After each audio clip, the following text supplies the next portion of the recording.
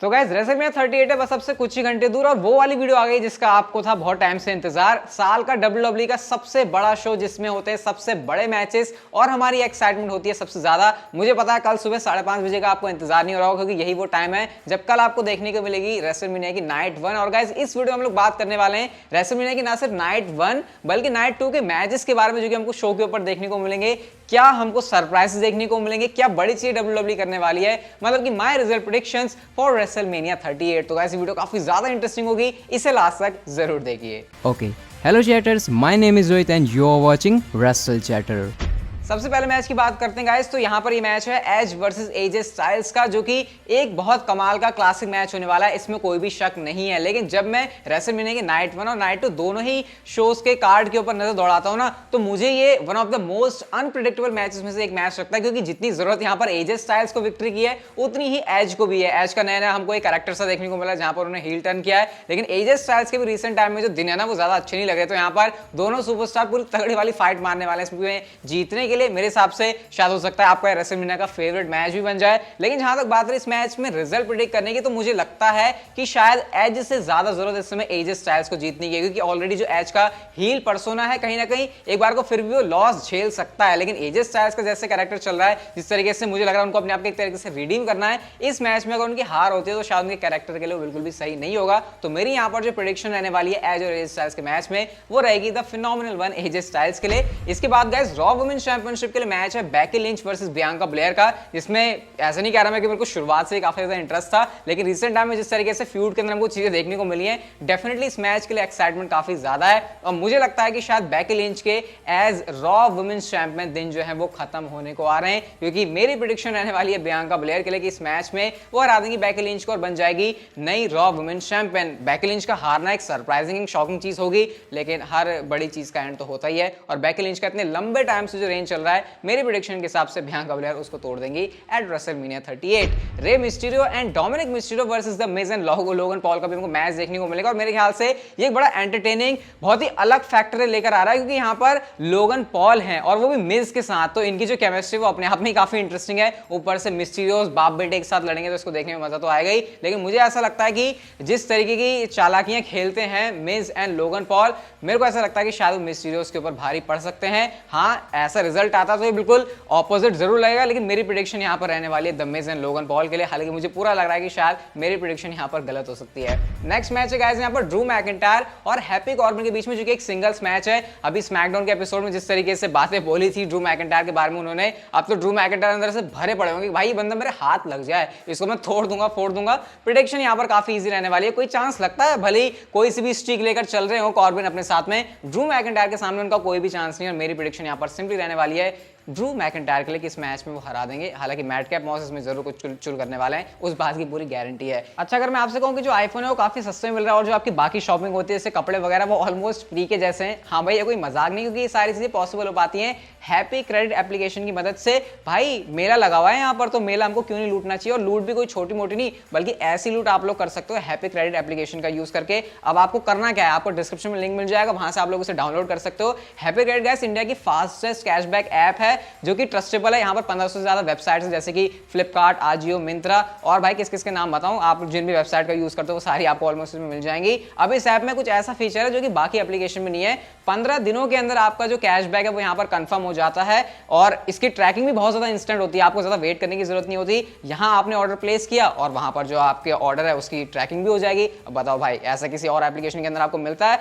Use करना इसको बहुत ही आसान है, 30-40 सेकंड का काम है। डिस्क्रिप्शन में आपको लिंक मिल जाएगा हैप्पी क्रेडिट का, वहां से जाकर आप लोग इसे डाउनलोड कर लो, और जो आपको फ्री साइन अप बोनस है वो आपको इंस्टेंट मिलेगा, जिसको आप लोग तुरंत ही बैंक अकाउंट में ले सकते हो या फिर यूपीआई करवा सकते हो। आपको ज्यादा वेट करने की जरूरत नहीं, या फिर आपको कोई मिनिमम ऐसे शॉपिंग करने की जरूरत नहीं जैसा आपको दूसरी एप्लीकेशन के अंदर देखने को मिलता है। उसके बाद जब आप इसके होम पेज पर आओगे तो यहाँ पर आपको काफी सारे ऑफर्स दिख रहे होंगे, कुछ समझ में आया तो ठीक, वरना आप लोग सीधा फ्लिपकार्ट पर जा सकते हो। जैसे नॉर्मली शॉपिंग करते हैं वैसे आप लोग यहाँ पर शॉपिंग कर सकते हो, और उसके बाद ऑर्डर प्लेस करते ही आप लोग इसे इंस्टेंट ट्रैक भी कर सकते हो, जिसके बाद आप लोग कैश आउट सेक्शन में जाओगे, जो कि पेंडिंग होगा शुरुआत में, लेकिन 15 दिनों के अंदर जैसे ही आपका जो कैशबैक है वो कंफर्म होता है तो आप लोग भाई सिंपली उसे अपने बैंक अकाउंट में ले सकते हो, यूपीआई के थ्रू कर सकते हो, जो कि इसका और भी अच्छा फीचर है। तो भाई अब देखो इतनी सारी मस्त चीजें, अब किस बात का वेट कर रहे हो, डाउनलोड करो इसे, डिस्क्रिप्शन में लिंक के जाके और शॉपिंग करना स्टार्ट कर दो भाई, क्योंकि जो मजा हैप्पी क्रेडिट के साथ शॉपिंग करने में वो शायद आपको कहीं और ना देखने को मिले। इसके अलावा the Usos versus Shinsuke Nakamura and Rick Boogs का हमको मैच देखने को मिलेगा स्मैकडाउन टैग टीम चैंपियनशिप्स के लिए। अब अगर ऊसोस के सामने कोई भी टीम है तो इस पॉइंट पर मेरे लिए प्रेडिक्ट करना बहुत ईजी है कि ऊसोस ही मैच में जीतेंगे। बट रिसेंटली जिस तरीके से शिंजुके नाकामुरा एंड रिक बूक्स की टीम काम कर रही है, चांस मुझे यहां पर लग रहा है कि रिक बूक्स एंड नाकामुरा के जीतने का है। लेकिन फिर जब मैं रोमन रेंस वाला एंगल इसमें डालता हूं ना कि रोमन रेंस ऊसोस के साथ लेंगे तो फिर ऊसोस कैसे हार सकते हैं, तो मेरा यहां पर जो मन है वो मानता नहीं है। और मेरी प्रेडिक्शन यहां पर रहने वाली है ऊसोस के लिए। हाँ, मुश्किल उनको जरूर होगी, लेकिन शायद इस मैच में वो शिंजुके नाकामुरा एंड रिक बूक्स को हरा देंगे और अपनी स्मैकडाउन की टैग टीम चैंपियनशिप को रिटेन कर लेंगे। और जो ब्लड लाइन का सीना है ना, वो स्मैकडाउन के एपिसोड में स्टिल जो है काफी चौड़ा रहने वाला है। इसके बाद एक और टैग टीम मैच जो कि है new day versus Sheamus and ridge Holland का। वैसे ओरिजिनली ये match 6 man tag team match होना था, लेकिन क्योंकि वहां से बिगी इंजर्ड हो गए तो यहां पर जो बुच हैं उनको रेसलमेनिया में काम करने का मौका नहीं मिला। अब इस मैच की प्रेडिक्शन मेरी ये रहने वाली है कि देखो, न्यू डे ने ऑलरेडी अपना लोहा जो है बहुत अच्छी तरीके से डब्ल्यूडब्ल्यू में मनवा लिया है, ऐसा उनको ज्यादा कुछ खास करने की जरूरत है नहीं। नई टीम यहां पर शेमस एंड रिज हॉलैंड की लग रही है और अगर grandest stage of the mall में उनको एक विक्ट्री मिलती है तो कहीं ना कहीं आगे उनके फ्यूचर के लिए सही चीज हो सकती है। तो मेरी प्रेडिक्शन रहने वाली है यहां पर शेमस एंड रिज हॉलैंड के लिए कि यहां पर वो न्यू डे को हरा देंगे। इसके बाद गाइस मैच है शार्लेट फेयर वर्सेस रोंडा राउजी के बीच में, जो कि है स्मैकडाउन विमेंस चैंपियनशिप के लिए। रोंडा राउजी का गुस्सा जो है शार्लेट फेयर के सामने साफ साफ दिख रहा है। शार्लेट फेयर के पास जो है चैंपियनशिप है, रोंडा राउजी अभी वापस आई है, तो मुझे जो ऑड्स हैं वो फेवर में लगते हैं रोंडा राउजी के इस मैच को जीतने के, क्योंकि जिस अग्रेशन के साथ रोंडा राउजी वापस आई है, एक तो रोंडा राउजी को सिंपल सी बात है, देखो मैचेस हारना पसंद नहीं है, तो इसलिए मुझे लगता है कि मैं जो रोंडा राउजी इस मैच में विक्टोरियस होंगी। हाँ, शार्लेट के लिए हार बड़ी हो सकती है, बट प्रेडिक्शन यहाँ पर मेरी रहेगी रोंडा राउजी के लिए कि इस मैच में वो शार्लेट फेयर को हराकर बन जाएंगी आपकी नई स्मैकडाउन वुमेन्स चैंपियन। इसके बाद गाइस अगला मैच है विमेंस टैग टीम चैंपियनशिप्स के लिए। काफी बोरिंग मैच है, क्या ही बात करूं। Zelina Vega Carmella versus Sasha Banks and Naomi versus Rhea Ripley and Liv Morgan और नटालिया एंड शेना बेजलर। आंख बंद करके पर्ची डालो, ऐसे निकालो, जो टीम तुमको लग रहा है जीत जाएगी वही जीत जाएगी, क्योंकि इस मैच में कौन जीतेगा क्या जीतेगा उसमें मुझे कोई ज्यादा लॉजिक एंड सेंस समझ में आता नहीं है। लेकिन अगर मुझे यहाँ पर किसी एक टीम को पिक करना हो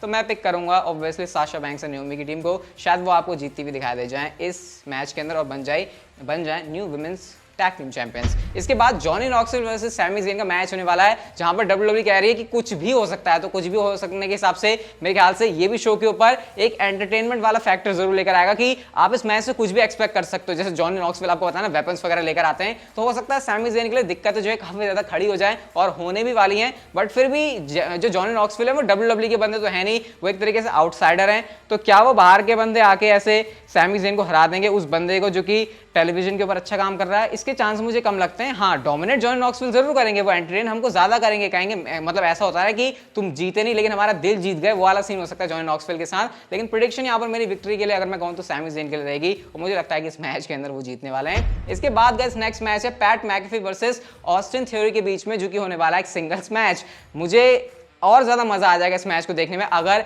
मिस्टर मैकमैन यानी कि विंस मैकमैन की हमको इसमें इन्वॉल्वमेंट देखने को मिलती है। जैसे स्मैकडाउन के एपिसोड में काफी ज्यादा वो ऑस्टिन थ्योरी के सेगमेंट के साथ इन्वॉल्व हुए, रॉ पर भी हम लोगों ने देखा है, तो मैं चाहता हूं ये चीज हो। बाकी अगर विनर प्रेडिक्ट करने की बात हो तो यार देखो, ऑस्टिन थ्योरी को आगे जाकर पुश मिलने वाला है। पैट मैकेफी क्या करेंगे, एक मैच लड़ लिया उसके बाद कमेंट्री करने बैठ गए, कमेंट्री पर उनसे बड़ा जॉब कोई नहीं कर सकता। लेकिन जहां तक बात रही फ्यूचर बनाने की, तो ऑस्टिन थ्योरी रेसलमेनिया के अंदर मैच हासिल कर रहे हैं और सोचो रेसलमेनिया के अंदर क्या उनको हरा देंगे, वो भी तब जब विंस मैकमैन को ये सोचने की आगे जाकर एक बड़ा स्टार बनाना है। तो इस हिसाब से मेरी प्रेडिक्शन है वो ऑस्टिन थ्योरी के लिए रहने वाली है। हाँ, भले ही पैट मैकेफी आपको पूरा फुल एंटरटेनमेंट देंगे इसमें, बट विक्ट्री शायद उनको ना मिले और प्रेडिक्शन यहाँ पर मेरी रहेगी ऑस्टिन थ्योरी के लिए। इसके बाद guys triple threat tag team match होने वाला है WWE raw tag team championships के लिए, जहां पर आरके ब्रो अपनी चैंपियनशिप्स को डिफेंड करेंगे अगेंस्ट अल्फा अकेडमी और साथ में स्ट्रीट प्रॉफिट्स। अब देखो, मुझे एक जो सिनेरियो समझ में आ रहा है वो ये कि अगर आरके ब्रो के पास से चैंपियनशिप जा रही है तो उसके पीछे रीजन हो सकता है रेसलमेनिया में रैंडी ओर्टन और रिडल का ब्रेकअप करवाना, क्योंकि आपको पता है डब्ल्यूडब्ल्यूई जो बड़े बड़े मूवमेंट्स है वो बड़ी बड़ी जगह पर बनाती है और रेसलमेनिया से बड़ी जगह क्या डब्ल्यूडब्ल्यूई के लिए कोई कुछ हो सकती है। तो अगर आरके ब्रो यहां पर चैंपियनशिप्स को हार रहे हैं तो शायद वो ब्रेकअप करने की वजह से हो सकता है। तो अगर चैंपियनशिप गई तो समझ लो आप लोग कि रैंडी ओर्टन और रिडल का ब्रेकअप होगा। बट क्या ऐसा होने वाला है? देखो, अल्फा अकेडमी एक डिजर्विंग टीम है, तो शायद उनके पास चैंपियनशिप दे देनी चाहिए, लेकिन वो अभी चैंपियंस से स्ट्रीट प्रॉफिट्स को एज चैंपियंस मैंने ज्यादा कोई पसंद किया है नहीं। तो मेरी यहाँ पर जो प्रेडिक्शन है वो आरके ब्रो के लिए रहने वाली है कि रिडल और रैंडी ओर्टन यहाँ पर भी समहाउ अपनी जो चैंपियनशिप्स है उसको आगे रिटेन करके चले जाएंगे। इसके बाद guys Bobby Lashley versus Ohm's का एक सिंगल्स मैच होने वाला है। ये काफी सारे लोगों की नजरों में ऐसा मैच है जहां पर लग रहा है कि ओमस ऐसे बिल्कुल चीर फाड़ के तहस नहस करके बॉबी लैशली को हरा देंगे। बट मैं यहाँ पर कुछ डिफरेंट तरीके से चीज़ों को सोचता हूँ। मुझे लग रहा है कि बॉबी लैशली एक बहुत बड़े पुश के लिए तैयार हैं, ऑलरेडी उनको पुश मिल रहा है, लेकिन शायद उनका लेवल WWE के अंदर और ज़्यादा बढ़ने वाला है। तो मुझे पता नहीं ऐसी फीलिंग क्यों आ रही है कि ना मैं ओमस की साइड जा पा रहा हूँ इस मैच में जीतने के लिए, ना मैं बॉबी लैशली की साइड जा पा रहा हूँ। मुझे ऐसा क्यों लग रहा है कि WWE यहाँ पर कोई अलग ही ऐसे कुछ अलग ही डायरेक्शन ढूंढने वाली है, जो कि शायद इसमें से कुछ एक नहीं है। वो क्या है, कैसे, वो मेरे को समझ में नहीं आ रहा, लेकिन मुझे लगता है कुछ अलग होने वाला है इस मैच के अंदर। एक रेगुलर चीज, एक रेगुलर सा फिनिश शायद हमको इस मैच से ना देखने को मिले। बट क्योंकि मुझे अभी एक प्रेडिक्शन करनी है तो मन तो नहीं कर रहा कहने का, लेकिन शायद ओमस इस मैच में विक्ट्री ले जाए। मतलब मेरा ऐसा है कि 51 में ओमस की साइड हूँ, 49 बॉबी लैशली। तो क्योंकि वो 1% थोड़ा सा ओमस के साथ ज्यादा हो गया, तो मेरी जो प्रेडिक्शन है वो ओमस के रहने वाली है। बट मुझे लग रहा है कि कुछ तो डिफरेंट हम इस मैच से एक्सपेक्ट कर सकते हैं। इसके अलावा guys, Seth Rollins versus dash dash dash question mark opponent Seth Rollins के लिए तैयार है रेसलमेनिया में, जो कि आपको पता है विंस मैकमैन पिक करेंगे। अब प्रेडिक्शन यहाँ पर सिंपल सी बात यही है कि वो बंदा कोई और नहीं बल्कि कोडी रोड्स है, क्योंकि रिसेंट टाइम में हम लोगों को इतने हिंट्स, इतनी स्पेकुलेशन, इतने रूमर्स सुनने को मिले। अगर वो सुपरस्टार कोडी रोड्स नहीं है तो फिर भाई क्या ही कहने हैं। रेसलमेनिया के अंदर फैंस काफी ज्यादा डिसअपॉइंट होने वाले। लेकिन खैर, मैं इसी थिंकिंग के साथ जा रहा हूं कि जो कोडी रोड्स हैं भाई सेथ रॉलिंस के अपोनेंट होंगे। और अगर कोडी रोड्स सेथ रॉलिंस के अपोनेंट हो रहे हैं तो क्या कोडी रोड्स मैच में हारेंगे?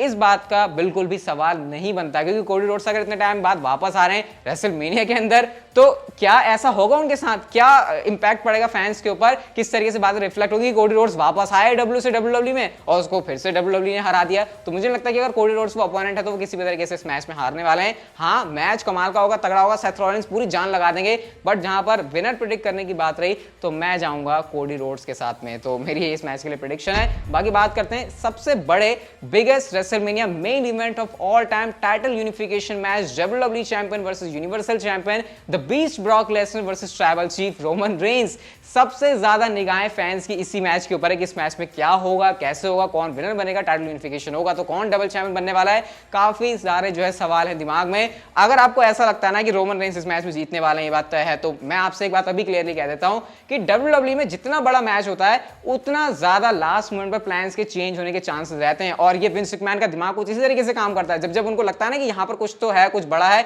उनकी तभी दिमाग की सटकती है। तो अगर आप रोमन रेंस का सोच के बैठो ना कि वो जीत ही जाएंगे, हाँ भैया आराम से काउच पे बैठ के मैच को एंजॉय करो पैर पे पैर रख के, तो ऐसा बिल्कुल भी नहीं होने वाला। इस मैच में ऐसी ऐसी चीजें हमको देखने को मिलेंगी जो कि मुझे लगता है WWE ने जो इसको टैग दिया ना biggest WrestleMania main event of all time, कहीं ना कहीं वो उसको प्रूव करके चले जाएंगे, वो वैसा फैंस को डिलीवर कर देंगे। बट अगर मैं इस मैच में रिजल्ट प्रेडिक्ट करने की बात करूं तो मेरा जो पलड़ा है वो रोमन रेंस की तरफ ज्यादा झुका हुआ है। पता नहीं किस रीजन की वजह से, मेरे को सच में ऐसे कोई रीजन नहीं मिल रहा कि मैं क्यों रोमन रेंस की साइड जाऊं फिर क्यों ब्रॉक लेसनर की। दोनों ही सुपरस्टार के मुझे चांस लगते हैं, मैं उनमें से नहीं हूं जो रोमन रेंस की तरफ ज्यादा झुके। बट क्योंकि यहां पर सीन है रोमन रेंस का आगे जाकर कंपनी को ज्यादा चीजें देने का, ब्रॉक लेसनर की तरफ देखें तो भाई वो उनका नया कैरेक्टर है, उनका नया गिमिक है, तो फिर शायद उनको मौका मिल सकता है। बट क्योंकि एक नाम पिक करना है तो मैं जाऊंगा रोमन रेंस के साथ में कि वो बन जाएंगे WWE के नए unified champion, undisputed WWE universal champion, या फिर जो भी आपको इसको नाम देना है। उसके साथ जो है रोमन रेंस रेसलमेनिया से बाहर जाएंगे as your WWE and universal champion. तो ये मेरी प्रेडिक्शन है। बाकी आप लोग मुझे कमेंट करके बताना कि आपके रेसलमेनिया को लेकर प्रेडिक्शंस क्या है। हैप्पी क्रेडिट को गाइस डाउनलोड करना बिल्कुल मत भूलना, जिसका लिंक डिस्क्रिप्शन में मिल जाएगा।